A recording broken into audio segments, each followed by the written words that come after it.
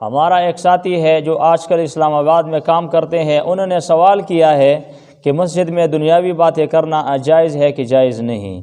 تو مسجد میں ضرورت کی باتیں آپ کر سکتے ہیں، لیکن دنیاوی باتیں کرنا یہ جائز نہیں ہے، اور اونچی آواز سے باتیں کرنا یہ بالکل ممنوع ہے۔ احادیث مبارکہ میں اس سے منع آیا ہوا ہے۔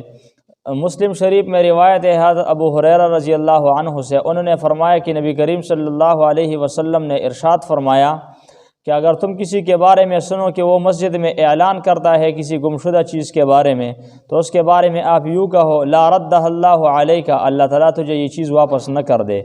فإن المساجد لم تبن لہذا، اس لیے کہ مسجد اس چیز کے لیے نہیں بنی۔ ایک روایت میں ہے، یہ بھی مسلم شریف میں ہے کہ انما بنیت المساجد لما بنیت لہ، کہ مسجد جس چیز کے لیے بنی ہے اسی کے لیے بنی ہے، یعنی مسجد نماز اور ذکر و تلاوت کے لیے بنی ہے، تو یہ ذکر اور نماز اور دعا وغیرہ کے علاوہ دنیاوی باتوں کے لیے نہیں بنی، تو لہذا دنیاوی باتیں کرنا اس میں ممنوع ہے، جائز نہیں۔ اور بخاری شریف کی ایک روایت میں ہے، حضرت صاحب ابن یزید رضی اللہ عنہ، وہ ایک صحابی ہے، وہ فرماتے ہیں کہ میں مسجد نبوی میں بیٹھا تھا کہ میری طرف کسی نے کنکری پھینکی، جب میں نے دیکھا تو وہ حضرت عمر رضی اللہ عنہ تھے اور میری طرف اشارہ کیا، میں ان کے پاس گیا تو انہوں نے فرمایا کہ ان دو ساتھیوں کو میرے پاس بلاؤ۔ دو آدمی مسجد میں بیٹھے ہوئے تھے، تو حضرت عمر رضی اللہ عنہ نے ان دونوں سے فرمایا کہ آپ کہاں کے رہنے والے ہو، آپ کہاں کے ہو؟ انہوں نے کہا کہ من اہل الطائف، ہم طائف کے رہنے والے ہیں۔